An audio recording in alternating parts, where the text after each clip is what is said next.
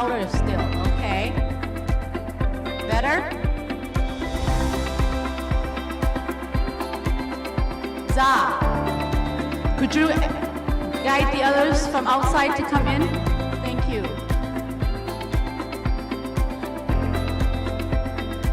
Well, good morning, everyone, and I want to thank you all for making your time to be with us this morning on a Saturday, especially as the weather is warming up. We want to be outside and enjoy the weather with our families, but you chose to be with us today, so I want to thank all of you. My name is Mai Hua Moa, and I'm the Executive Director of the Milwaukee Consortium for Hmong Health. And I am very, very honored that this year all of my board members are able to be with us. So let's do a quick introduction. On stage here with me are my president and my vice president, Dr. Shannon Spark,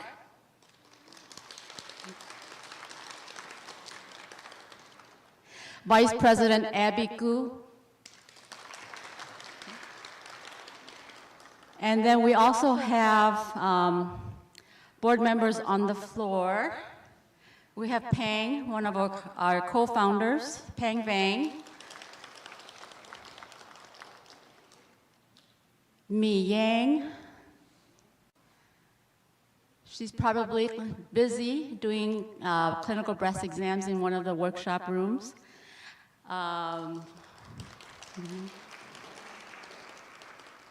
We have Beth Peterman. She's also one of our board member and co-founder, also doing clinical breast exam in the workshop room as well. And then we have Lisa Phillip, one of our co-founder, who is sick and cannot join us today.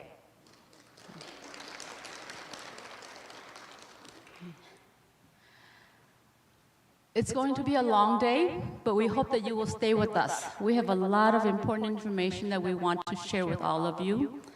We have doctors and nurses and nurse practitioners, medical students, EMT. They're all here because they want to help us. They want to help us understand our health, why it's important for us to take better care of ourselves.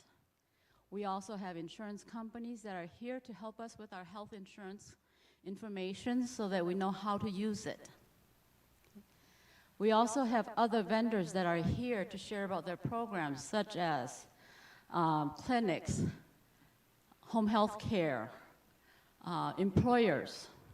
So I encourage you during your break time, when you're not in a workshop setting, I encourage you all to go and talk to them, learn what they have to offer.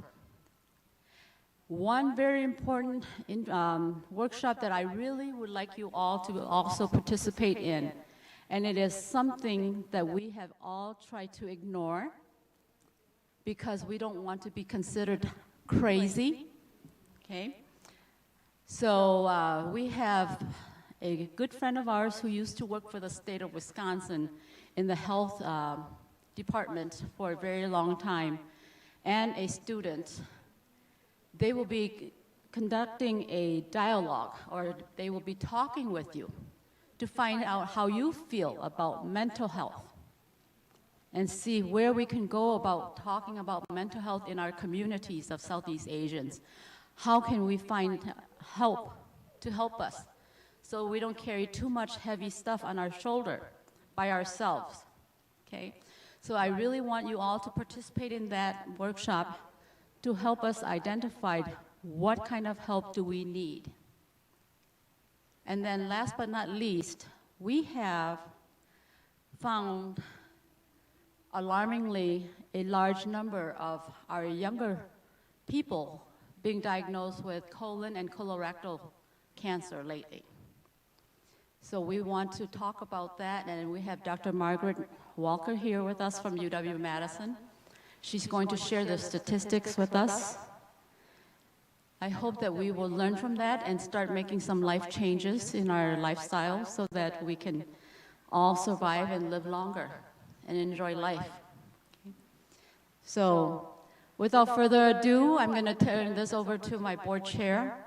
She will do her welcome speech, and then Our vice chair will MC or take us through the rest of our day. So thank you.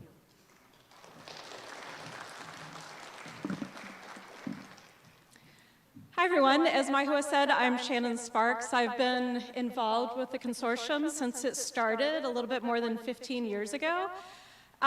It's been really amazing to see how this organization has grown over time. I remember back in like 2008, 2009, we would hold events like this, but they were like in tiny little rooms, and we were still doing some really important work, but we didn't have the reach that we do today. So it's really amazing to see everyone here in the room today, and I really want to thank you all for coming.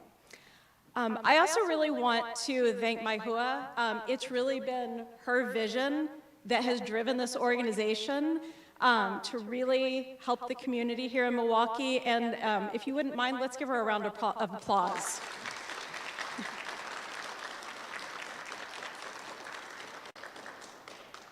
So I don't want to take too much time. We have some amazing speakers to share information with you today. So let's go ahead and get that started. But once again, thank you for coming, and I hope you really enjoy your day today.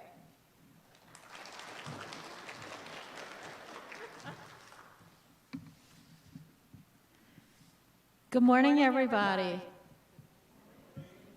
Can everybody hear me? Awesome. All right. Good morning, everybody. It's a beautiful Saturday this morning. How are you liking this beautiful spring weather that we're getting? Wonderful. Can I get a show of hands of where all my interpreters are in this room this morning? Beautiful. Are you with your group?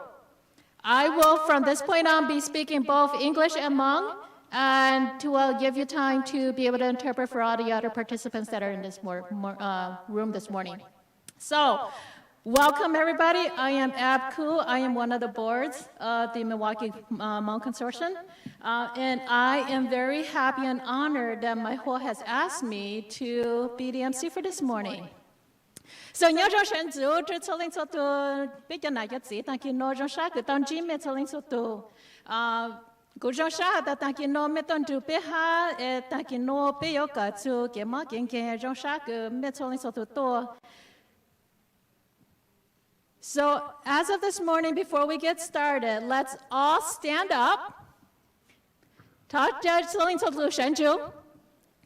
We've been kind of walking around. We've been drinking coffee, trying to wake up. We're going to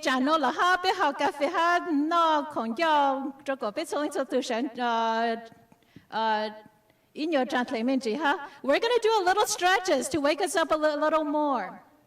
So bây giờ ở exercise mình chỉ nó có lúc chỉ ít nhiều more cho. So let's take our hands, stretch it out, raise our hand up towards the sky, take our hands together, stretch it up. This is going to help stretch your shoulders in the back. We're going to bend back a little bit. We're going to go back towards the front. Good. Take your hands to the side, stretch it towards the back. Hold your hand towards the back if you can. And we're going to twist. Beautiful. All right. Is everybody waking up now? Have a seat, everyone.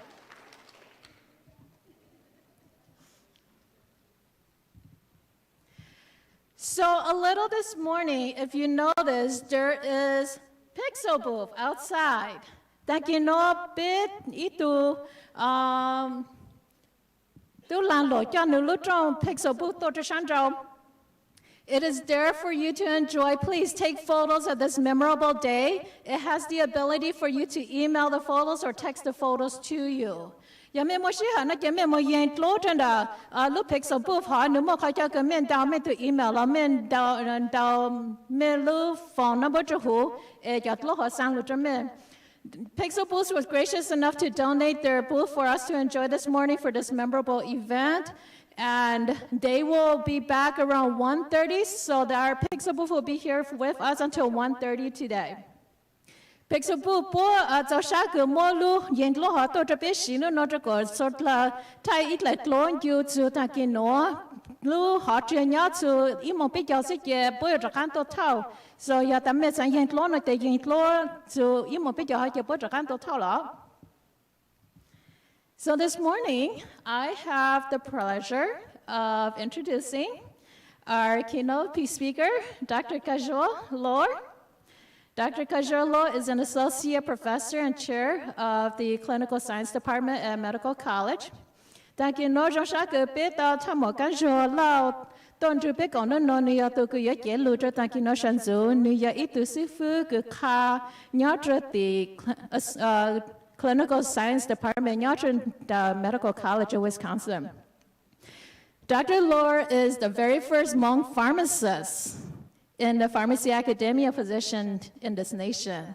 So, ikajong pitun China to Tamonon, ya itu ku tata Hmong pharmacist, ku nyatra hu look on so pharmacy academia, hulu they tong tika mikano. She is also the professional awardee for 2008 Hmong Chamber Awards. So the look on so Hmong Chamber potau pu tan nu ya itu to ne ku ya mo mai mai chong op han ko ye nu ya to ku professional year award to she ha. So Dr. Kajol has had many accomplishments, and these accomplishments and accolades are known because of the love that she gives to the community. Tamo Kajol nu ya itu ku soling so tu tau pu ha bao hata nu ya itu to ne ku bit soling so tu fu ha ja no ya vi nu tu ke lu ku nu ke tra bit soling so tu hu lu ja no. So at this time, let me be an honor to present Dr. Kajol. Will you come to the stage?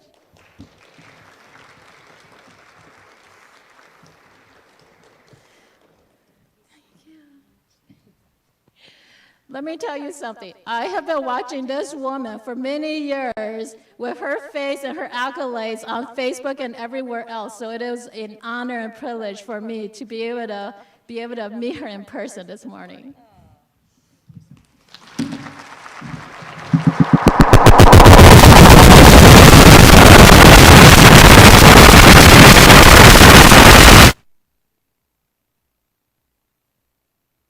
Hello. Whoa, that was a warm welcome there. Thank you so much for just that wonderful introduction. This is a long time coming. I remember we were actually busily planning this conference when the pandemic hit, and then we had to cancel. And now it's been postponed for so many years, and I'm so excited I'm thrilled just to be able to be here, as well as learning from one of you, all of you as well, for today. So,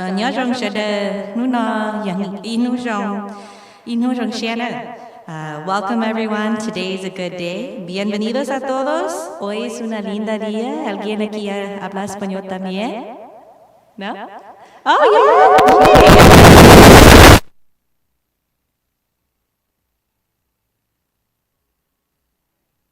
So I'm looking forward to just speaking to y'all about the theme of our conference today, which is empowering families, building resilience through self-care, wellness, and health screenings.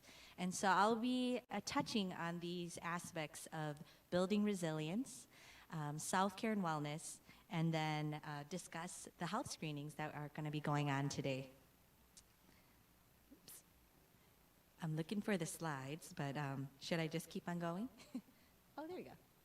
There you go. So a little bit about me. Today I will be speaking both Hmong and English. I'm a native Hmong speaker, but I was born here in the US, so my Hmong is Hmonglish here and there, just so y'all know. I hope I'm able to convey like what I'm trying to say, and if I can't, I'm so sorry. Like if I'm not able to actually convey what I want to say in the English language and the Hmong language as well. So nuna guya hai lu Hmong gunda lumika e ya onde guya pina guisa kaya de ya nu Hmong ma ying mo cha sana e ya guha hai lu thaja lu chi pu guya guha hai e ha chi meng la ya chi chau ka je lu e guya hai lumika thena.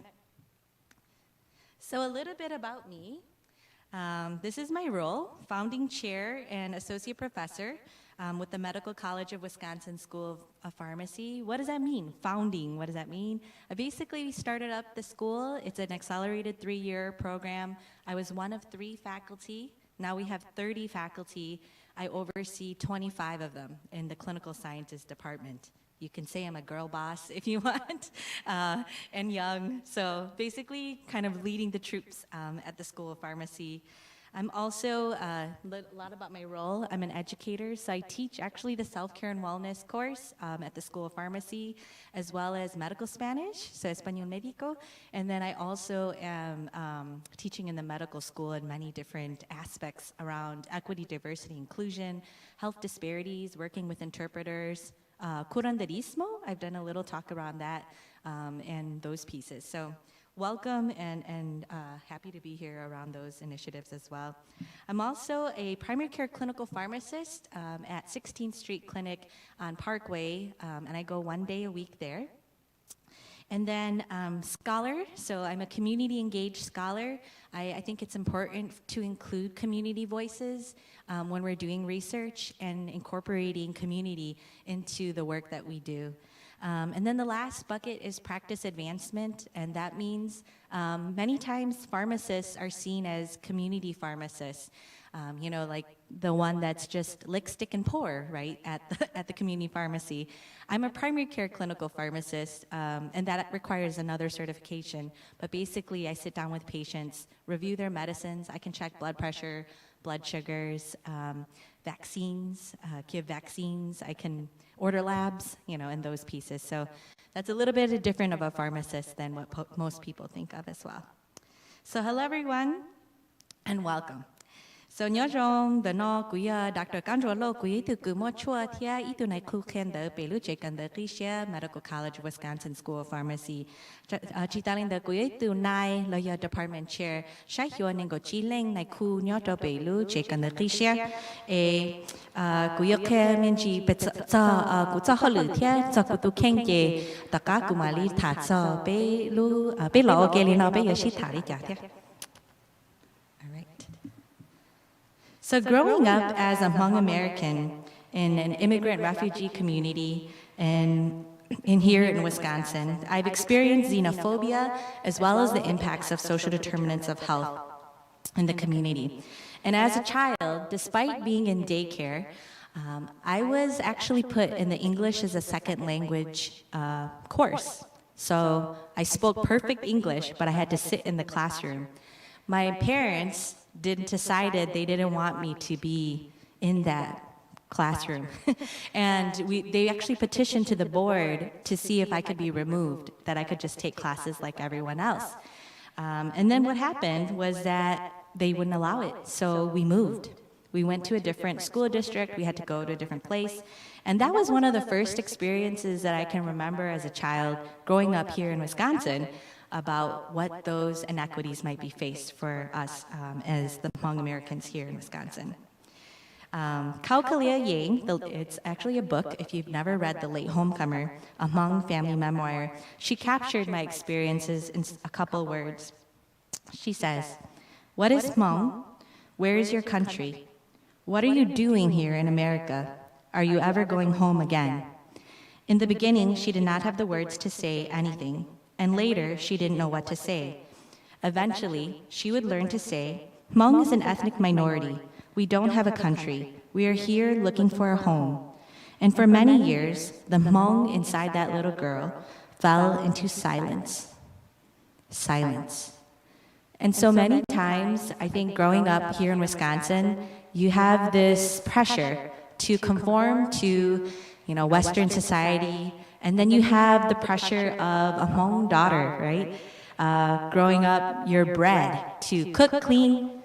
Your basis is, of your worth is how you kill chickens and butcher them and feed a crowd, right? The pressure of it's a lot on one person, you know, and then even for men, like Hmong men and my brothers, my Hmong brothers, the pressure of, you know, to learn your own cultures and traditions to be able to pass on to others. And so I think about those pressures and those pieces, and also being able to really truly be my own authentic self, you know, in the spaces that I'm in. Even right now, it's been tough. There's many challenges and barriers and microaggressions, you know, that are impacting all of us. And so how do we move forward professionally as well? And so that feeling of code switching, of going into the room and checking your culture at the door. I remember that earlier on in my profession, I would do that, where I'm just focused on just business is business. Why should I think about like anything that's happening in the world and bring it into business, right? And I think with the pandemic and everything just occurring, I ended up feeling like, no, I should talk about it, right? I should have conversations with my faculty about the issues that were occurring with George Floyd and anti-Asian sentiment, right? The Stop AAPI hate. Like, why do I have to not have these conversations, right? And how do we all come together, you know, to be able to kind of move forward? I wanted to share a little bit about my experience with my first academia appointment as an assistant professor. I actually moved out to California for 6 years and lived closer in the Bay Area. And my clinic was in Napa, California. So this is a federally qualified healthcare center serving migrant workers, mainly Spanish speakers.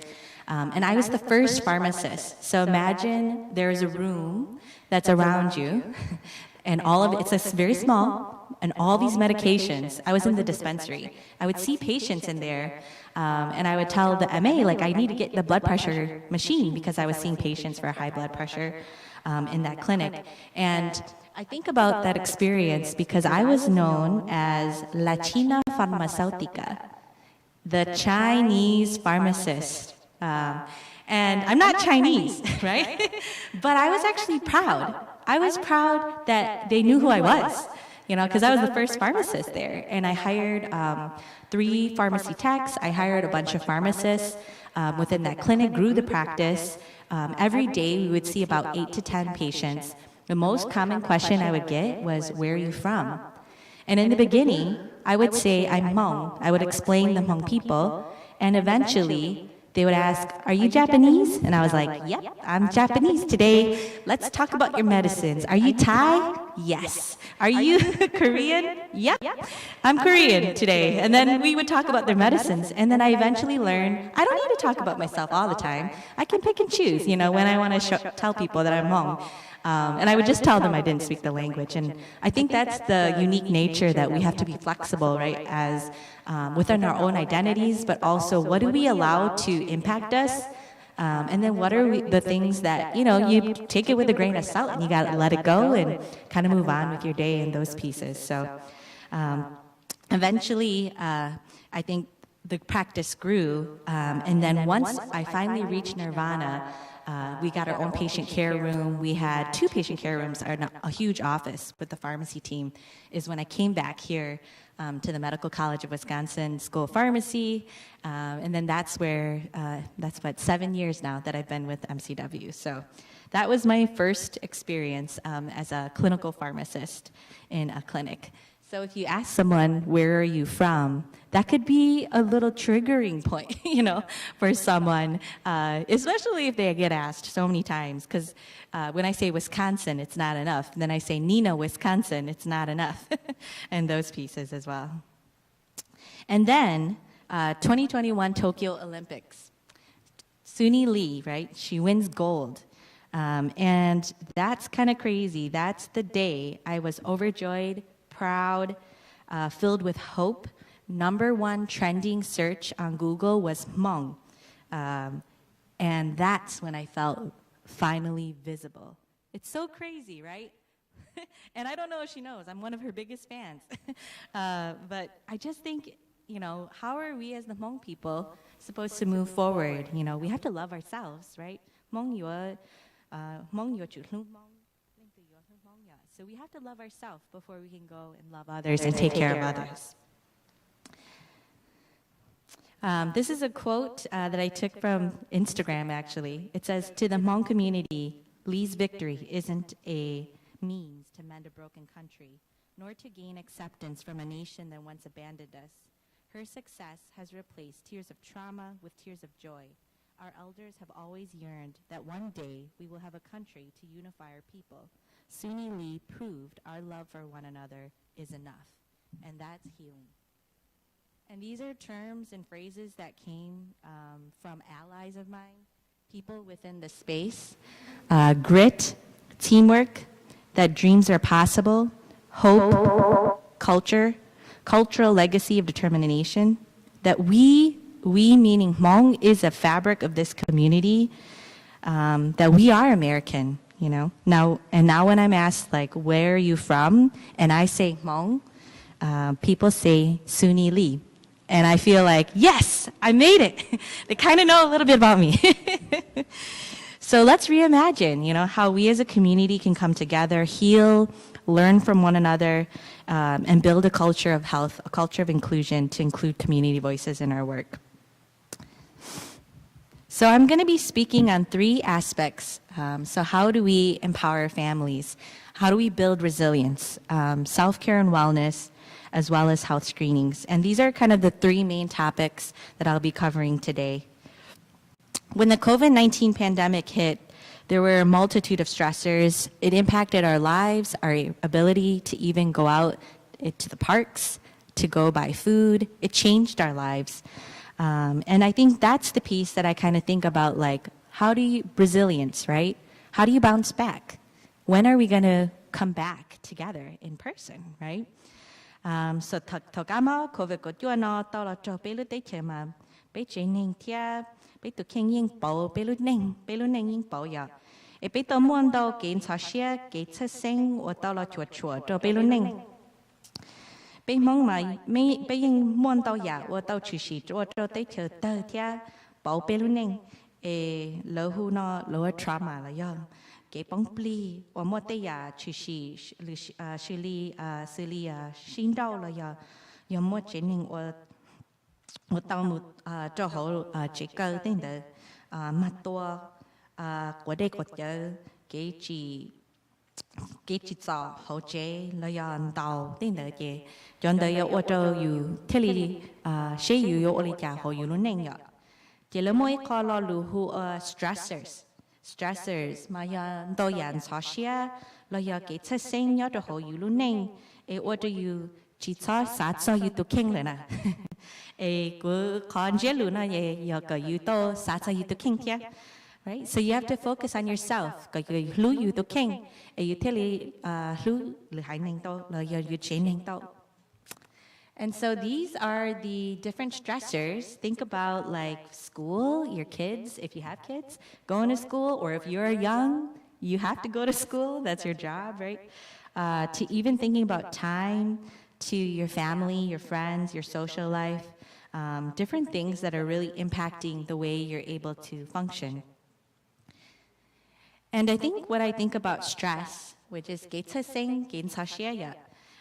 that's what it means in the literal translation. What do we do, right? How are we going to overcome those stressors? So there's this mood elevator. A mood elevator, this is an illustration of the human condition. It's our moment-to-moment experience of life. We all ride the mood elevator every day. So take a moment and identify what floor you are on right now. On the bottom, it says depressed, angry, hostile. Towards the top, wise, insightful, grateful. So think of the times you're more likely to be at those levels. For me, grateful, when I hug my kids, when I get to go home finally. To even thinking about family time, quality time. And we've all, of course, would love to live at these higher levels, but sometimes it's just not realistic. It's right, like just life happens and you can't really change things. And so the goal is to really think about this moment where if you are in the red, maybe taking a break, maybe doing something for yourself to move yourself to the higher levels. So here are some benefits of learning how to ride the mood elevator.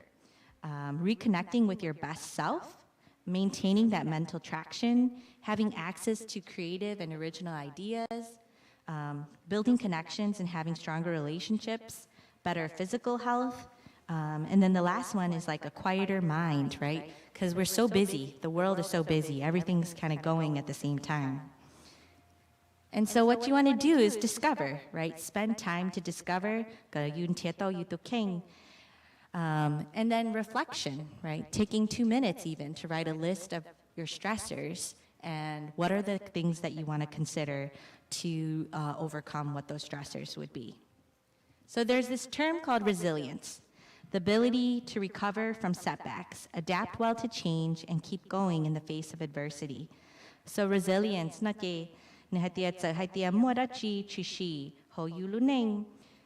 you za kế ti cho cá lò ít khó yếu bảo you lưu chú ý thế cho xiên cho ô lý khó có eka có you sát tàu thế. And how do we develop resilience, right? It's a personal journey. So developing resilience is a personal journey. Bây giờ anh bây hình cho từ tàu ít za kế sư muốn tàu za kế mù ya mua đã chỉ sĩ hậu bây giờ anh mà za kế resilience nó ở đó trong xe cái ở ninh tây rồi chỉ trong đó you là you tàu bảo thế cái you ta can chết sao you tu kinh thế you za kế mù. And so there's a TED Talk, if you ever watched this one, it's called 3 Secrets of Resilient People. And it says, resilient people, they get that things happen. They know suffering's a part of life. They are really good at choosing carefully where they put their attention. And the last one was, resilient people ask themselves, is what I'm doing helping or harming me, right? And so what do? Strategies. Build connections, so you chỉ cái shi cho rong cho lực tu, fostering wellness, you thân ga cái nó cá hậu hù, you find purpose, tia lu học pia ya, the you lu neng tia, you embrace healthy thoughts, thân ga cái you mu cái nó cá hậu hù rong. And so how do we think of our health, right? Health sometimes is at the bottom of the list of things that we want to take care of. And so we think of it as it's defined as a state of complete physical, mental, and social well-being, not merely the absence of disease. So what do we do to take care of ourselves? They call it self-care. So these are just some ways that you have to think about yourself sometimes and think about the things that are impacting you and your health. Wellness. So there's 6 different dimensions: physical, mental, emotional, spiritual, social, and environmental. And what can you do to think about what are those areas, that you might not be focusing on as much? So here are the 4 types of self-care as well. They're very similar with wellness. So more self-care. So physical. So this is the yurut. This could be exercise, drinking water, enough water. To emotional. So this is and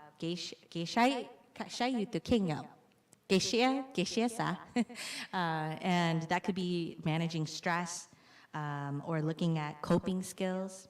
Social, so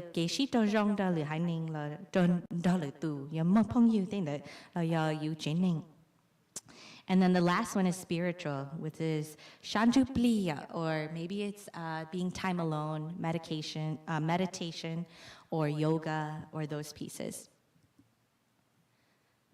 So reflect on what you do for your own self-care. What are things that you can do? And I think even healthcare professionals, I will say, are the worst sometimes with taking care of themselves, myself included. And what do I do for self-care, right? Taking a walk outside, enjoying the sun, getting a hug, reading, for pleasure, not for work, those pieces. And then they have this continuum. They call it a concept from Dr. Jack Travis, the wellness continuum. So one way to understand wellness is to consider it as a continuum that extends from illness to a state of optimal well-being. And it's interesting because the word that I resonate with is thrive. It's not survive, but thrive. How do we ensure that we thrive? With time, I'm just going to skip over the reflection piece, but what I wanted you guys to think about was just picturing and practicing self-care and wellness within the work that you do, as well as what are some action tips, to really love yourself, thinking about loving yourself, which is hard to do, especially with all the roles that we have and roles we play. So prevention and health screening. So today we have so many different people here to come and get health screenings. And then this is a photo of all the different health screenings and prevention, ways that you could potentially help yourself to prevent different chronic diseases. So there's vaccines, like the flu shot, that's the first one. Glucose test, there's mammogram, blood pressure, which is cholesterol, pap screens, so hearing and vision, CT scan, this is if so PSA or prostate, so prostate colon cancer screening, so right, the vaccines, bone density scan, so and then skin, so we don't have all these today, but we have many of these. So hopefully we all can get our health screenings done today as well.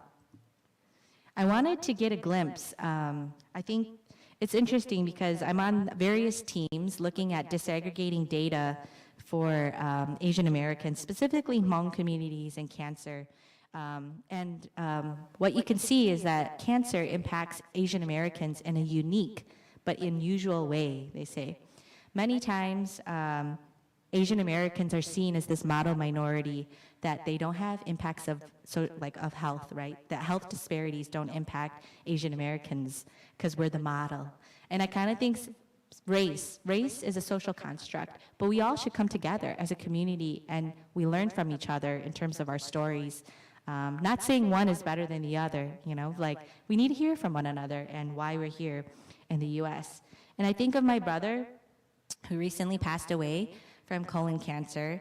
He's 36 years old, Hmong brother, and he was so full of life. I think he had so much ahead of them, so cultural, he was so, humility was such a part of him, very selfless. And I think about him, my brother, and that's what I can see, right? Colorectal cancer, Dr. Walker, I'm sorry if I talk about the study that we're on, but it impacts Hmong people differently. Hmong people have colon cancer younger, and they actually are diagnosed at a later stage. And so usually, I think the cancer screening changes have changed from, usually you get it when you're 45, the colonoscopy and those pieces. And my brother was 36 years old when he passed away. And his dad at his funeral said, I wish that I had, got it earlier, how come he didn't get screened earlier? Or maybe we could have done the surgery earlier before it got advanced to another stage. And so his call during his funeral was everyone should get checked to really prevent these horrible cancers from spreading in our community.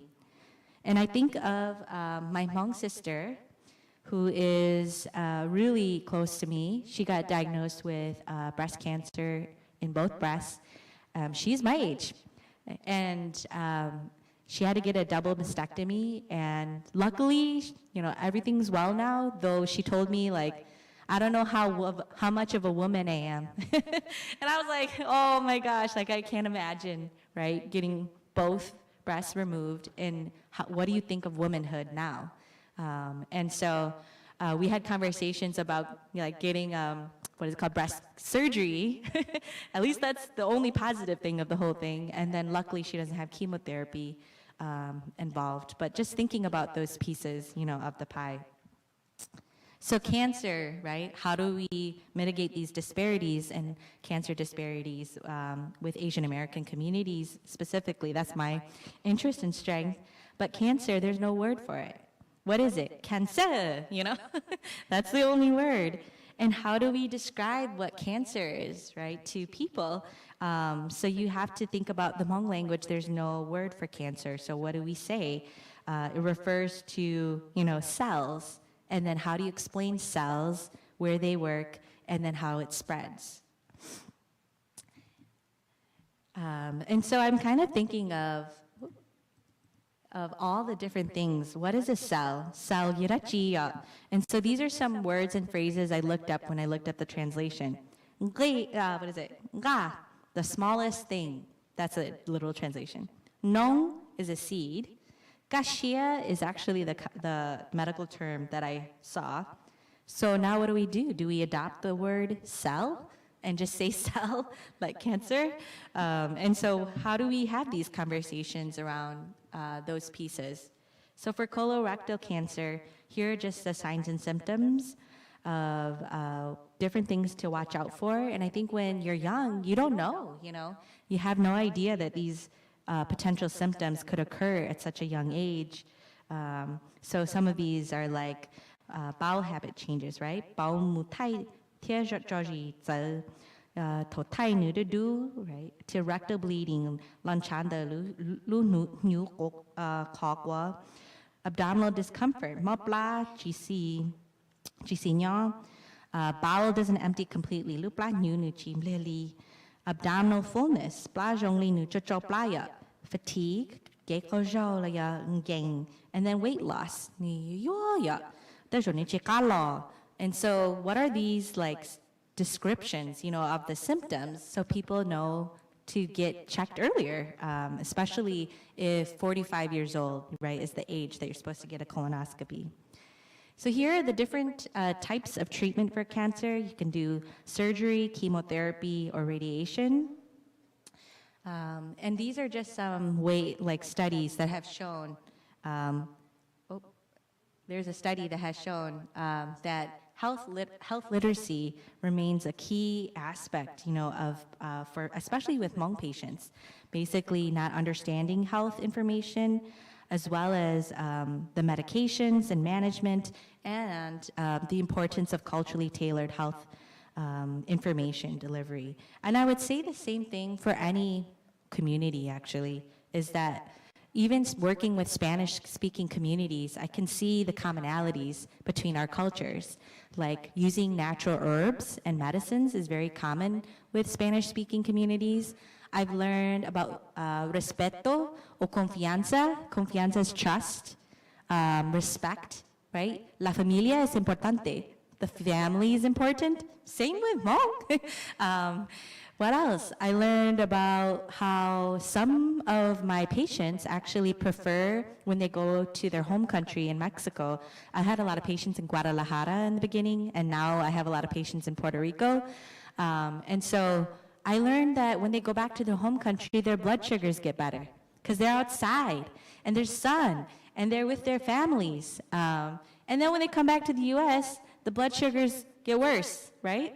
And then I'm like, wait, I think that happens within my own community, with my home community, but it's just further that they have to travel to, go back to their home country. And so I've learned a lot about, how we are all basically common. There's common ground in many aspects. So these are all the different ways to prevent cancer with the different cancers that are existing. And just so you're all aware that there are disparities in cancer with Hmong communities and Asian American communities as well. And so I hope I gave you a little glimpse into empowering us to really build resilience, to practice self-care and wellness. And lastly, I'm so glad you're all here because then we can do prevention and health screenings. So thank you so much for your time. If you have any questions, I'm happy to be here. And I'll be sitting right here in the chairs.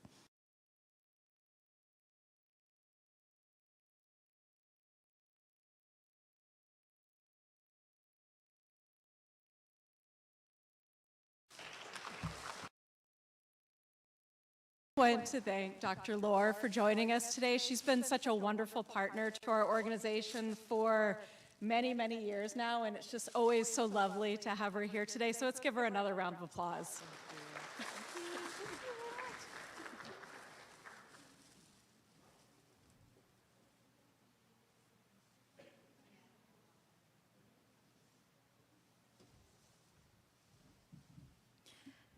Thank you so much, Dr. Kajwa. So, bullet points to take note of this morning is the first thing you got to do is you got to love yourself. By loving yourself, you learn to build resilience. And through the resilience, you learn to do self-care. And one of the biggest responsibility in loving yourself and doing self-care is screening. Taking the time to have some wellness checkups. So if you have the opportunity, we have many, many opportunities this morning for you to get some wellness checkup just to see where you are so that you can take the next step in your journey and taking care of yourself. Thank you so much again, Dr. Kaja, for your time. We really appreciate you this morning. As we take the time to break out this morning, there are many workshops on the side of the hallway here. If you see, there's signs on the left-hand side of the many workshops: colon colorectal cancer, mental health, breast and cancer, cervical. There's also a youth dialogue that Dr. Chajro will be leading, which is right here. So if you want to stay for that workshop, it'll be right here. You don't have to go anywhere. We also have hypertension education and diabetes education. So from this point on, I'm going to have everyone take the time to choose which workshop you want to take, and you go. And also, for the sake of time, on the right hand, there's also our exhibitors. Take the time to visit them. See what resources they have out there. How can they be of help to you? How can they be a resource to you? This is your time.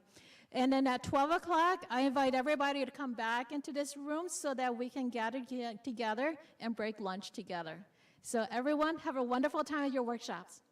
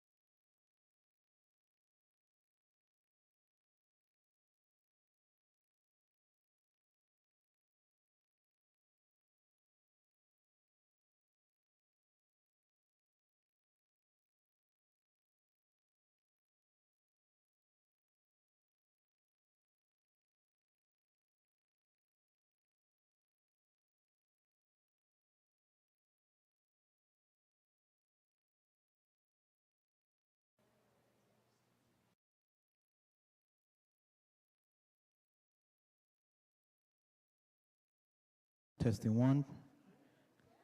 Check, check. Hello. Testing one, mic check.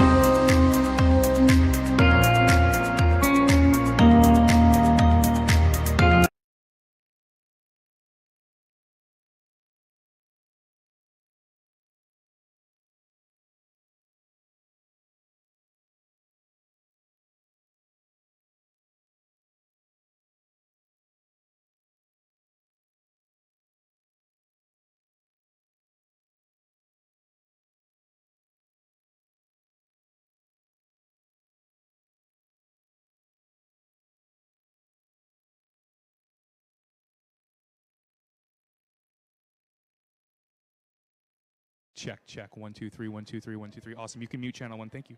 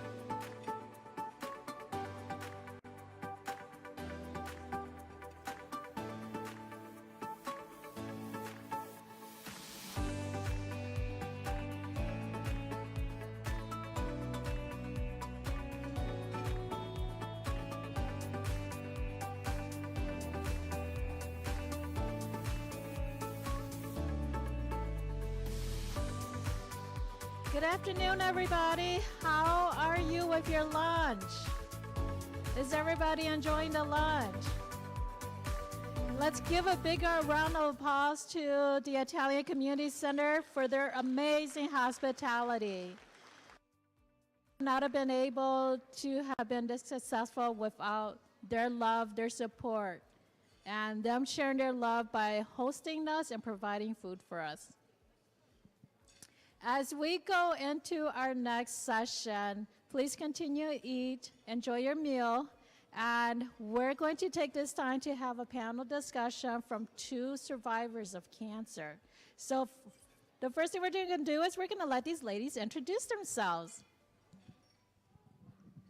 Good afternoon, everyone. My name is Nia Pakel-Vilai. Sorry, is this better? Can you hear me? closer, it's right up to my lips. My name is Nia Pakel-Vilai, and I was diagnosed with colorectal cancer. My name is Maihua Moa, and I was diagnosed with ALL, a specific kind of leukemia. That's cancer of the blood, for those of you that need the simple explanation. So we have these two ladies here. They're going to be sharing their stories with you. And I have some questions that I believe that would be very beneficial, that it's going to help everyone. So my first question for both of you was, what are your perspective and views about cancer, thinking back before you were diagnosed?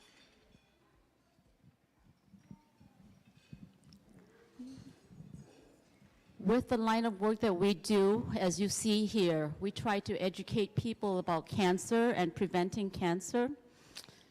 Well, I didn't think that I would eventually become a cancer patient myself. I didn't think that it would happen to me. I also didn't know that it would happen to me. I really didn't have any perspective on cancer because with my family background, no one had cancer, right? And I was the first one in my family to get cancer. And also with genetics testing, the results came back as just a case of bad luck. I, on the other hand, have cancer in my family history. My grandmother, my mother's mother, died of leukemia about 35 years ago. One of my mother's older sister died of breast cancer. One of my younger sister was diagnosed and is a breast cancer survivor. So cancer runs in my family. How did you find out that you got cancer? I found out when, actually, I have some notes here so I could be in order. And I'm gonna apologize right now because with colorectal cancer, it deals a lot with your bodily stuff, okay? So with colorectal cancer, my stomach was really, I was always bloated all the time, right? And then also with some of my symptoms, my stomach was really hard and I kind of felt like, because when you're pregnant, your stomach is hard, right? So my stomach felt like that all the time. And then also some of my symptoms were bleeding every time I had a bowel movement. It took me 5 months to go see the doctor. Well, like Nia, I started feeling bloatedness as well, but I didn't realize that I was sick. I thought it was because of getting old that, because I hear the elders always say as you get older, your body changes, you have all these belly fats. So I thought maybe that was part of life because my mother was always big, my grandmother was always big. So I thought that was part of life until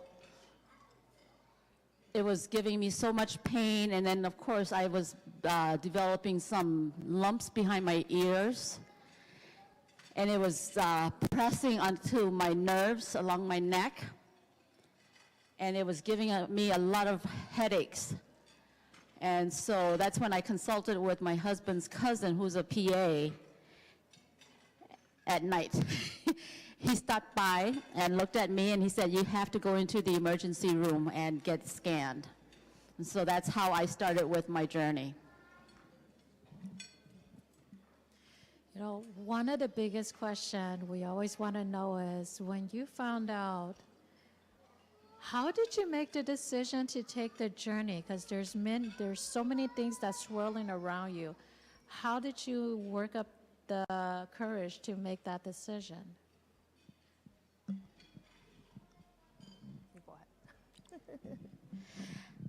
Well, the first thing that came into my mind is because I educate people and I advocate people to go see the doctors. So I have to live, I have to practice what I preach. So that was the first decision that I made, because I have to practice what I preach. Secondly, I wanted to know how far will I have to walk this journey. And then I also wanted to, for some reason, I was not afraid. I felt like this is a test that the men upstairs wanted me to go through in order to understand the people that we serve. So I don't know why, but I was not afraid at all. And I just kept going and worked along with the doctor. I think with my decision to move on was just because of my symptoms, and then after having a colonoscopy, they did find a mass the size of an egg. So, and then also with other testing done, that it metastasized to my lymph nodes and to my liver. So then those were some of the decisions that helped me make the decision to go through with the treatments.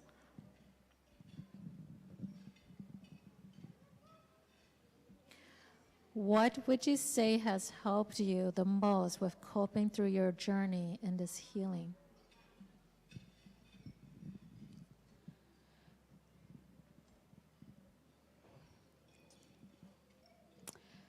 I believe my faith in God, knowing that He's always with me, He's walking me through this, and that there's a reason for me to go through this so that I can understand better how to help others. For me also, it was my faith in God too. When I was going through this, I prayed and I was like, God, if you want me home, I'm willing to come home, even though I was sad, because at the time when I was going through the treatments, my daughter was 2 and my son is 4, right? And also, not only that, I had a lot of friends and family support as well.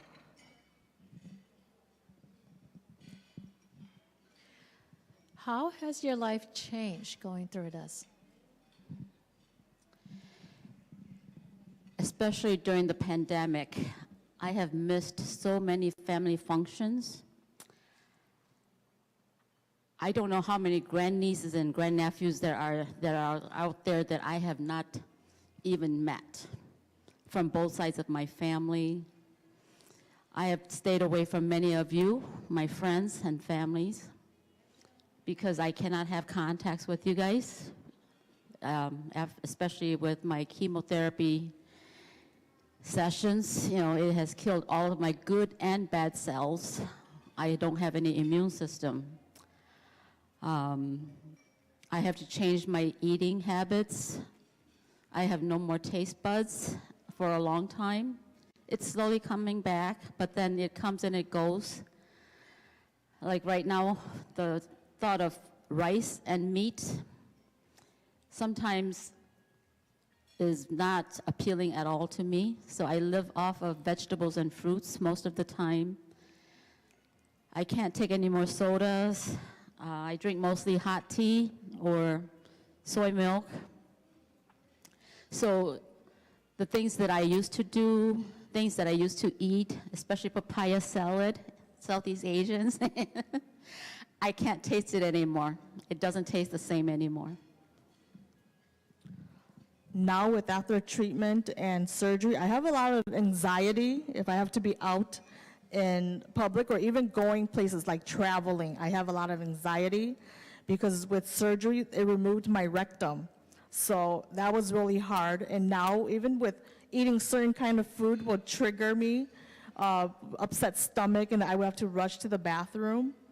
I still have symptoms from chemo. I still have neuropathy in my hands and feet. I think, yeah, that's it.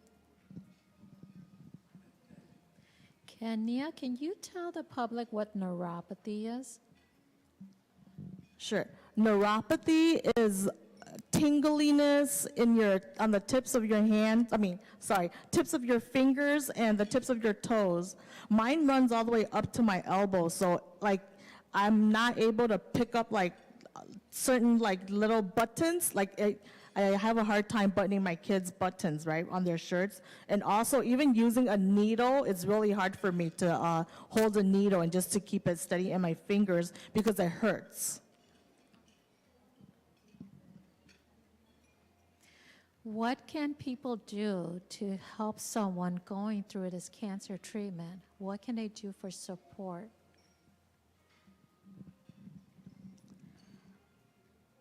I would say understanding and patience.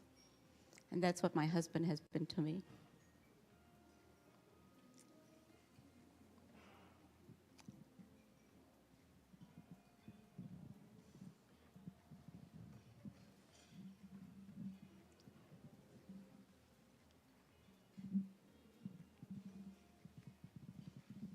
I'm very blessed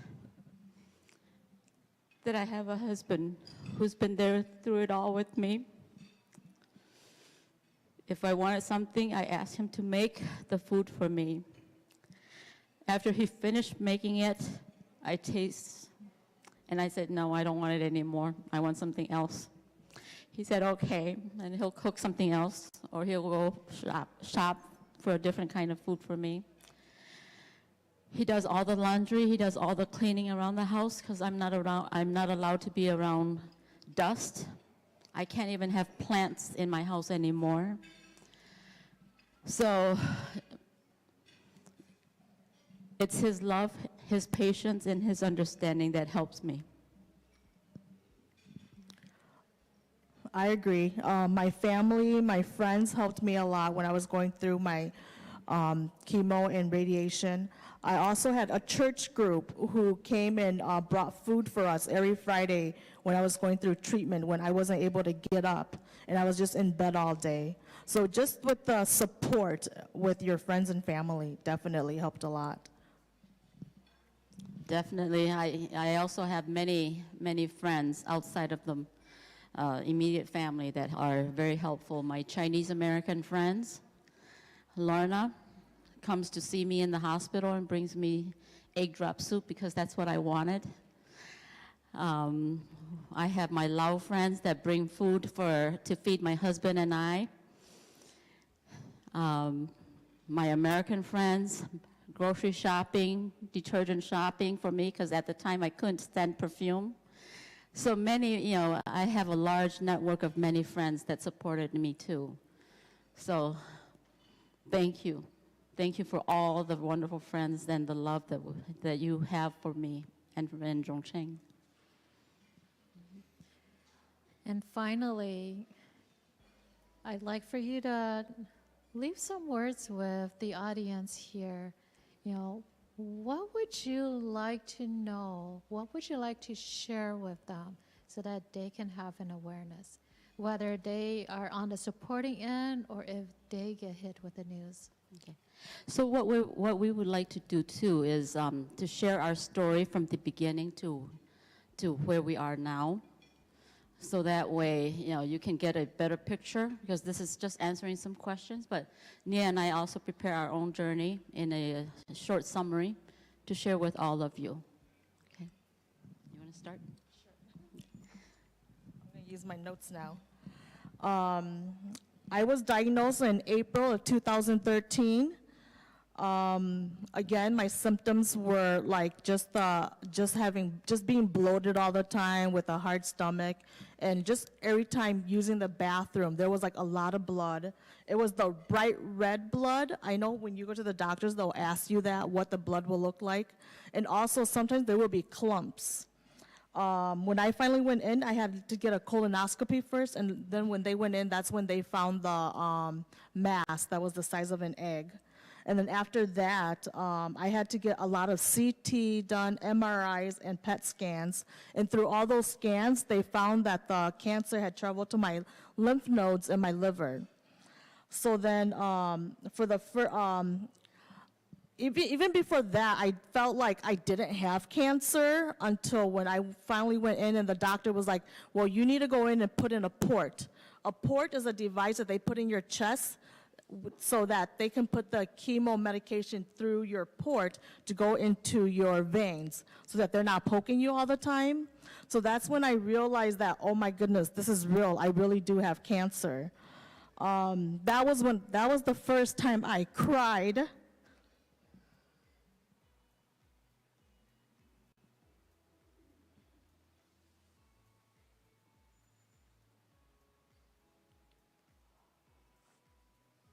I'm sorry.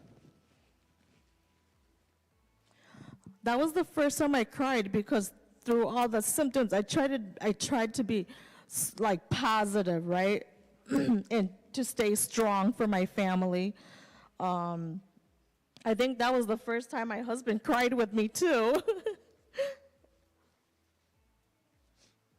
And then, so I finally went to get the port inserted into my chest, and then on Friday I had the port inserted, and then on Tuesday I started chemo. I had 12 sessions of chemo. The chemo was every other week, so I would do 1 week of chemo and then 1 week off. I had 3 different kinds of chemo medication. The first 2 was infused at the clinic, and then one of them I had to have it infused for 3 days before I could unhook. After unhooking from chemo, that is when you are the most tiredest. You are just exhausted. It lasted the whole weekend. I would be in bed from Friday to Sunday. There were times when I was so sick that I couldn't even eat. I would just be in bed all day. And then finally, I had my radiation afterwards. After chemo, usually you wait 6 weeks and then you have radiation. My radiation was for 6 weeks, and it was every day for 20 minutes. So Monday through Friday, I would go in for 20 minutes for the radiation. After radiation, I finally had to get get more scans, and I had another colonoscopy before I had surgery, because they had to check to see if the cancer shrunk or if the cancer was still there. And then with all the scans and colonoscopy again, they found that this cancer in my liver and in my lymph nodes had shrunk, but the one in my rectum was still there. Before surgery, I also had to get sized for ileostomy.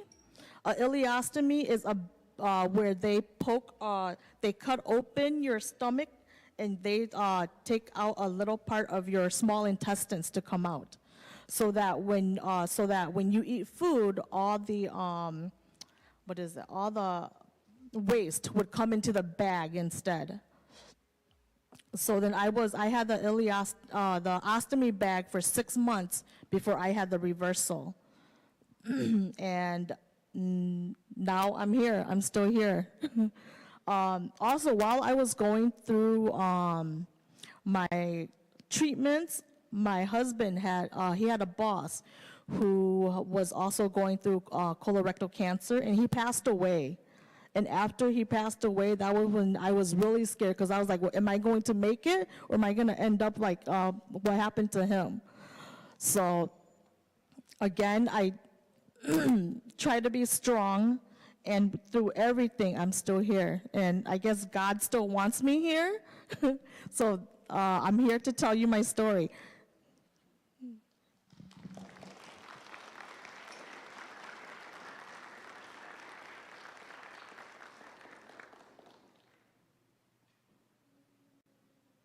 I'm going to do my story in Hmong and in English so that our elder Hmong can understand, so that we can reduce the interpretation here a little bit too. So I was diagnosed with leukemia back on December 28th, 2021, after my husband and I came back from our mini vacation. I was admitted right away into the hospital and started on chemo the very next day. I was on 13 different kinds of chemotherapies. The first kind that I was started on was 12 hours on chemo, running through the IV, 12 hours off for 2 days, and then 24 hours of the demon chemo. And the reason why they call it demon is it's orange, so it looks like a demon. It reminds me of the demon. And then they starved me for 24 hours afterwards. Cú tụi mò nó chỉ nó có lên đuôi thi nên ngồi gì, xong áp hàng nên ngồi y, này chỉ mua xì cá té lò chỉ lò sao chỉ mò hàng chỉ một quạt hồng mỏ chỉ, tham mỏ quạt tàu của tụi mò chỉ là mò của bự hồng mỏ, chỉ nó tọt gas chỉ là tự pi mò chemo đó cú lợi, là cho chemo đó cú chỉ là cho cổ bé họ chemo đó cú liền, chỉ thơ họ chỉ là cho cổ ớt sâm mông, cho cổ ớt sâm mông, tất cả cho cổ ớt sâm mông, cho cổ ớt sâm mông. Chị nó là mà mới cho chemo là của the demon rồi bé cho đào rồi mình cho đáp hệ cho chemo bé của the đáp hệ này cho xì lia đa cho là cho nên có plus mong chị là món của dùng món nên có plus mong thành ra cũng đâu có tụi mùa thảo của thế hay đâu có tụi mùa thế chị của chưa cancer sau của chị cho chua là khó là món của dùng món nó sau của So I was telling my sister-in-law, I don't think I'm going to die from cancer. I think I'm going to die from starvation because of the chemotherapies. So I end up in the hospital. The first time I was in the hospital was for 22 days.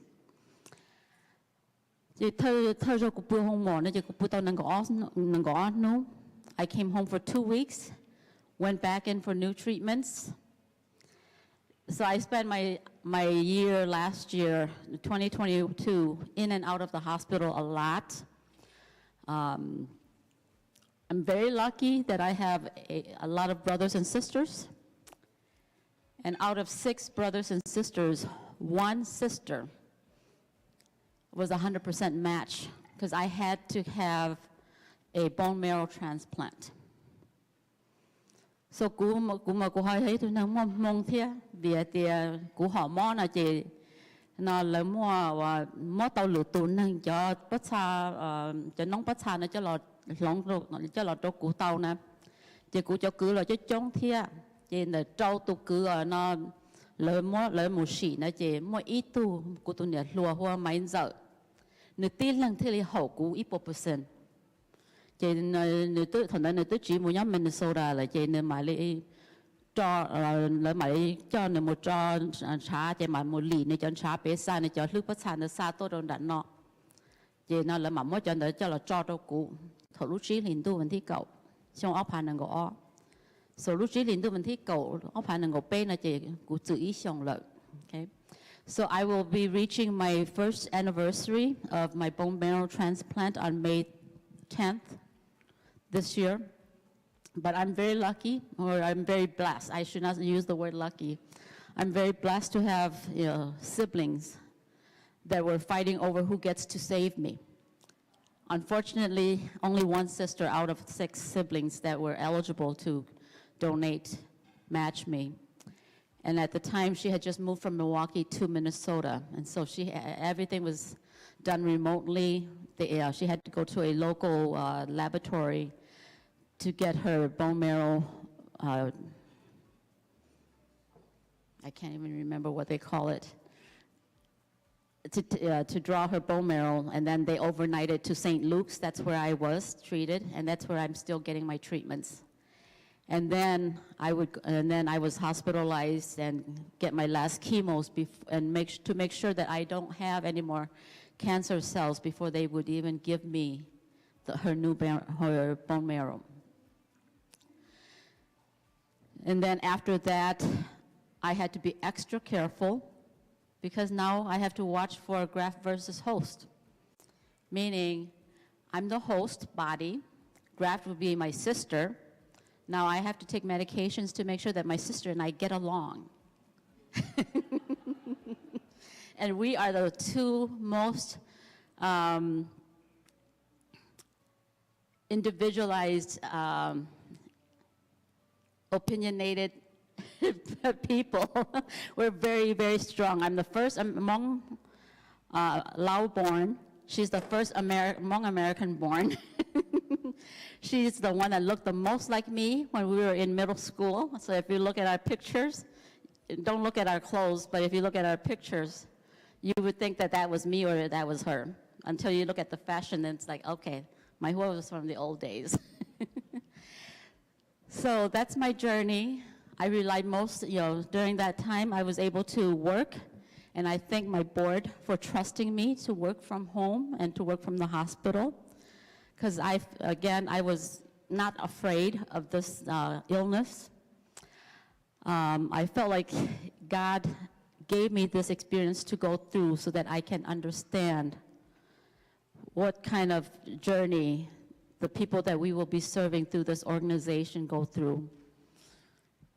So I was not afraid at all, and I was strong, I was positive, with a lot of great support from friends and families and coworkers. I've had my ups and downs, but I have a strong feeling that this year I am getting better, to a better journey, to healing. Even though sometimes like the last couple of weeks, I've been feeling very tired and exhausted very easily. They're testing me right now, making sure that my heart is strong, that my breathing is okay. So besides that, one thing that I want to make sure that I leave, according to Abby's last question here, when I was diagnosed with cancer in 2021, our organization was so small we didn't have any health insurance for any of our staff. And that's when I felt like, regardless, I'm going to have to get it. Otherwise, we're going to continue to suffer. So we were able to get some support from a few other organizations and foundations, and with those extra money, I went ahead and purchased health insurance without consulting the board. I made the executive decision and bought insurance for myself, and then I said, all staff that are eligible, we better get it. So we now have health insurance for those that are eligible. But my hospital bill prior to the health insurance came to over $300,000 for that first 22 days in the hospital. I was not afraid of it. I thought, okay, I could just easily sell my properties, my house and the office that we use, take out all of my savings, and we'll pay it off. But then one day the social worker called me and said, you need help financially. I'm like, yes, there's no way I can take care of this and still live. So you work with a hospital, they have charity funds that will help you pay. So I'm going to say this to especially those that are afraid to go into the hospitals or to see to the clinics. Don't be afraid. If you're sick, go. Go see the doctor. Take care of the bills later. You come to our office and we will help you figure that out, okay? Because I got 85% knocked off of my hospital bills. So it went from $320,000 down to $23,000. That's more doable, even though I still pay over $600 a month on it. That's half of my paycheck, okay? But it's better than $320,000, okay?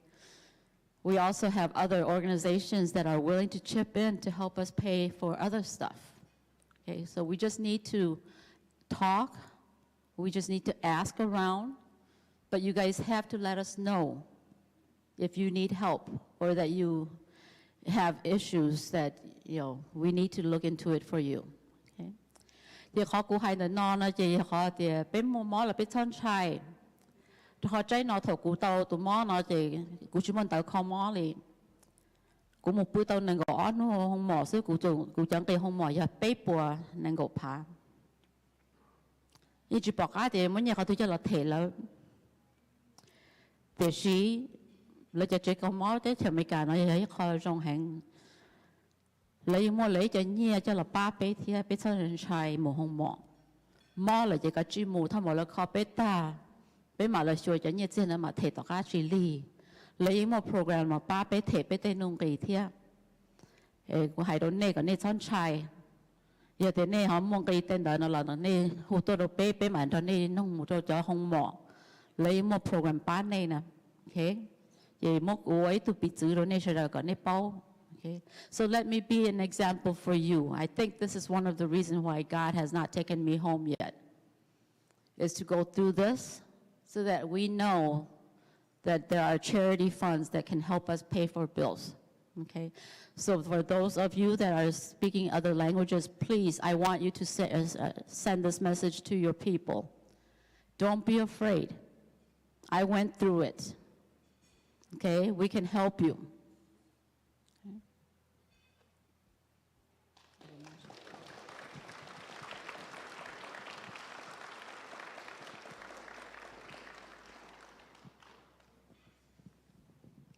We want to thank you for listening to us. We hope that we will have more people that will join us next year on stage to share their journey too, because this is, I know some people are very shy to talk about their illness, but we wanted to break that barrier right now.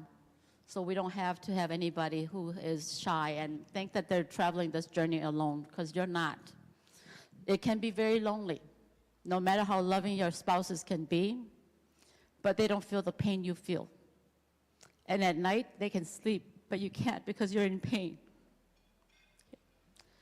But this is what we need. And so Nia and I both have agreed that after this, if anybody is a cancer survivor that would be willing to join us in a support group, Nia and I would like to start a support group for our Southeast Asians to talk about our cancer journeys, regardless of what kind, okay?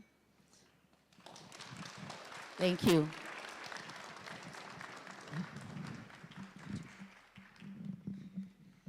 I'd like to just take a moment to thank both Nia and Maihua for sharing their cancer journeys and stories with us. We really appreciate it. Can we give them another round of applause? This is for you.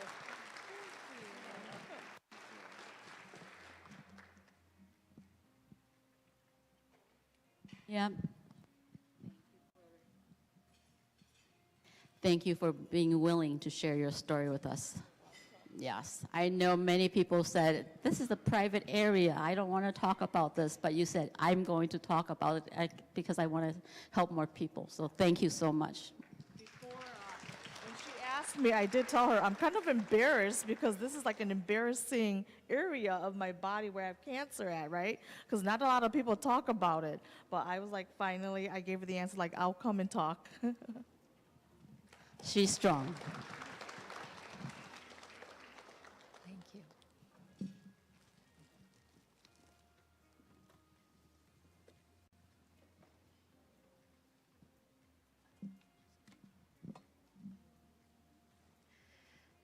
Thank you, Nia and Maihua, again, for sharing your story. If anything, these two ladies are living examples to give you hope that if you are going through it, you're not alone, and there's hope on the other side. And if you are going through it, seek help, there's support. Don't be afraid, don't hide. This is a disease. We do not want you to be isolated. We want to be there to give you support. One of the things that Mahua's team has done for a very long time is not just educating, but advocating. And when you don't have that person to help take you to the doctor, to the specialist, we have team members that's willing to come and be that vehicle for you to help you through the whole ordeal. So Nia, Maihua, you ladies are amazing. And I thank you for sharing your story with us.